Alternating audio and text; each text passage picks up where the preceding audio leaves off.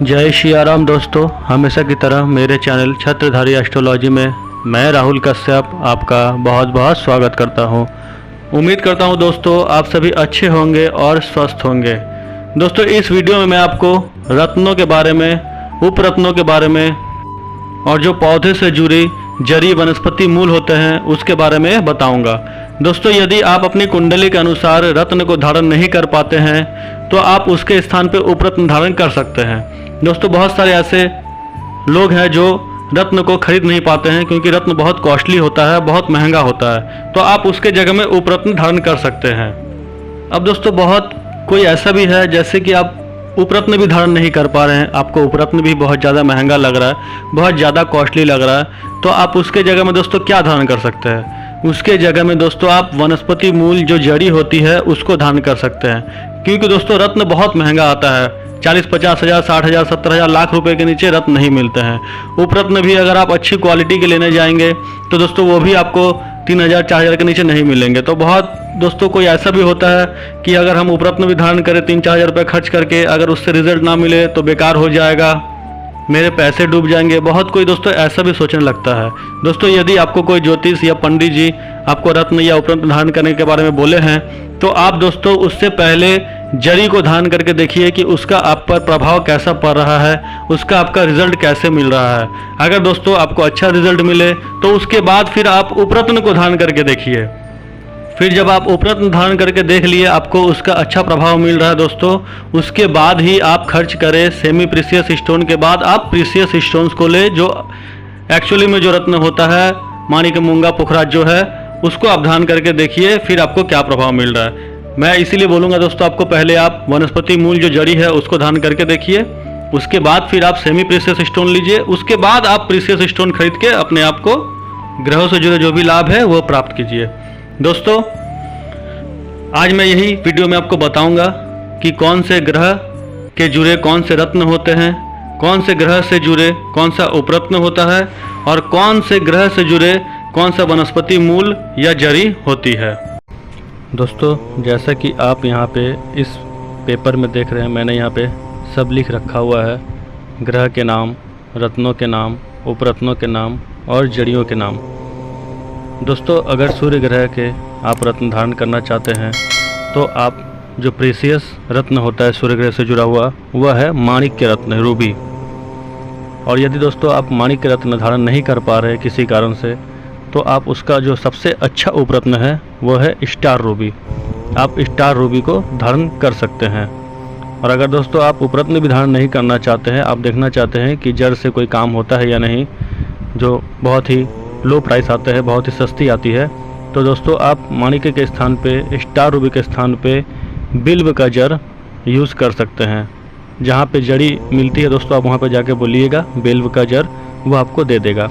बस आपको ध्यान ये रखना है कि वह जड़ जो है रेड कलर के सूते से बंधा हो, उनको आप बोलिएगा रेड कलर के धागे से आपको बांध कर दे।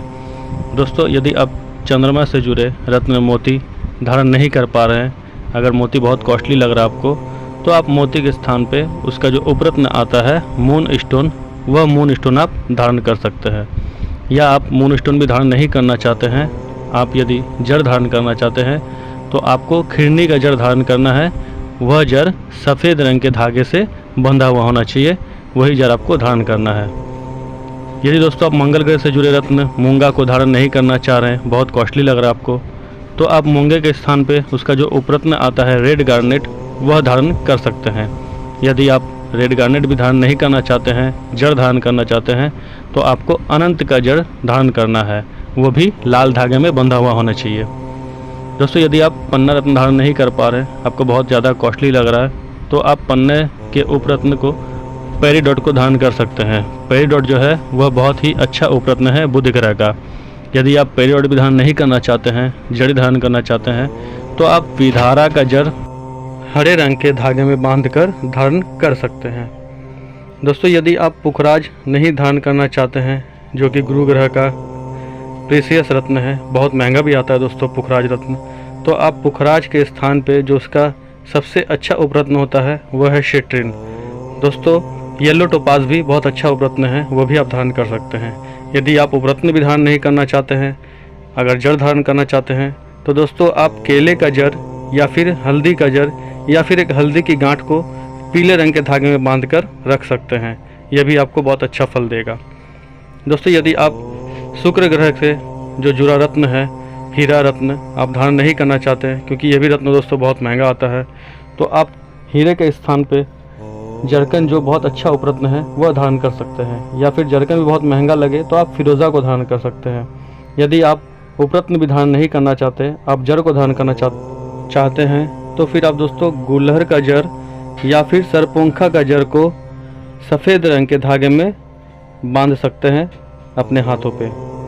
दोस्तों यदि आप शनि ग्रह से जुड़े नीलम रत्न को धारण नहीं करना चाहते हैं, आपको बहुत कॉस्टली लगता हो, तो दोस्तों आप नीलम के स्थान पे जो उपरत्न आता है एमेथिस्ट, जमुनिया, उसे धारण कर सकते हैं। या फिर आप नीली भी धारण कर सकते हैं। दोस्तों अगर आप उपरत्न भी धारण नहीं करना चाहते हैं तो उसकी जगह पर दोस्तों आप जो जरी है समी का जड़ या फिर बिछुआ का जड़ काले रंग के धागे में या नीले रंग के धागे में बांध कर रख सकते हैं। इसका भी रिजल्ट जो प्रभाव है अच्छा आपको मिलेगा। दोस्तों राहु का रत्न गोमेद भी यदि आप धारण नहीं करना चाहते हैं, जबकि दोस्तों गोमेद ज़्यादा महंगा रत्न नहीं आता है, आपको 4-5 हज़ार के अंदर में गोमेद रत्न हो जाता है, वो भी सिलोन वाला।